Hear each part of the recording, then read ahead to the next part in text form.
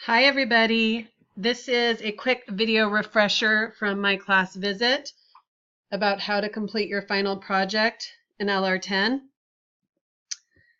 Just quickly looking at your assignment for English 1 on student activism. You will see where I have highlighted here that you are expected to use academic sources, 3 of which should be from the library resources. So the databases. That is what you're going to be turning into me, is these 3 library resources. And it's due on the same date as your research project for Professor Watson-Perez. Okay, back into LR10. The final research project assignment is down here after Unit 9, after the final project piece. And we're just going to go ahead and click on that. And this is an overview of the point of the assignment. Really, this is linking your English 1A research project and your LR10 final project. You are not going to be repeating work here.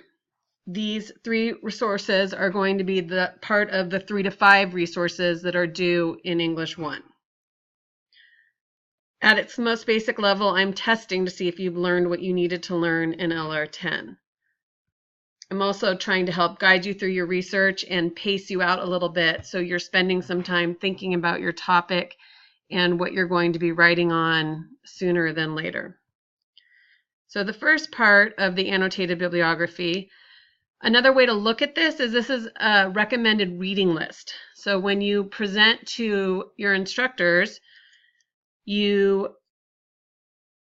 are providing them a recommended reading list on your student movement. So think about it that way. So this is going to be done in MLA format. Make sure you get that correct. I'm going to show you an example in just a moment, but I want to go over the directions first. So you're going to do first page as an MLA formatted summary page where you're going to tell me about your student movement, what you're researching. You're welcome to take that information from your research proposal for English 1. And the next page, you're going to show me 3 articles or cite 3 articles from an SEC database. And for each of these, you're going to create an MLA citation and then write a paragraph or so about why you would recommend this piece of information to others interested in your student protest. Why would you recommend it to your instructors as further reading or other students in your class? And then you're going to provide an evidence link. I'm going to go over this in a second. You will probably end up with extra sources when you get to your final research assignment. You're just going to put those in your works cited. You only need to turn in 3 sources to me, the 3 library sources. And you can use more library sources than the 3 if you want to, but what's required is 3. Okay, so here's the example.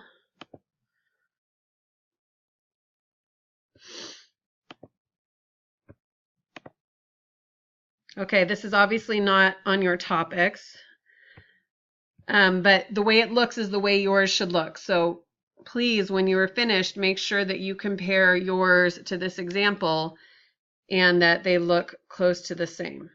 Okay, so right here is your MLA heading. You're going to put your name, my name, the class name, and the date. And notice the date format. That's important. It's day, month, year. And then your last name and page number. You can go to YouTube and see how to set up an MLA formatted paper in Microsoft Word or Pages or whatever you're using. You can also come to the library. I'm happy to show you how to do it. But you do this when you put your page numbers in. And then you are going to put your title, whatever the name of your student protest is. Remember that you're going to capitalize the main title words, and then you're going to write a brief paragraph about your student protest. The next page, you see again, is going to have your last name and the page number, and then you are going to start with your citations. The first one goes in alphabetical order. Okay? So here is your citation. Make sure that you are using your italics on the publication name, and make sure I can see the database name. The evidence link will come when you create that citation in the database, and you can either have it here attached or you can provide it down here like this one. Just make sure it says Easy Proxy Solano so I can get to the resource. And then you're going to write a paragraph about why you would recommend this resource. And then you're going to do it again. And you're going to do that 3 times. And don't forget your hanging indents here. Again, this is something that you can get off of YouTube, how to do a hanging indent, or come to the library and one of us can show you how to do it.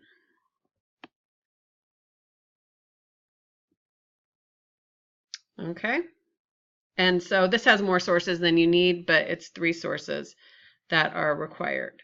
I'm going to make another quick video on how to pull your citations out of EBSCOhost, though most of you should already know how to do this from doing Unit 6, 7, and 8. Get in touch with me if you have any questions. Come to the library and get help.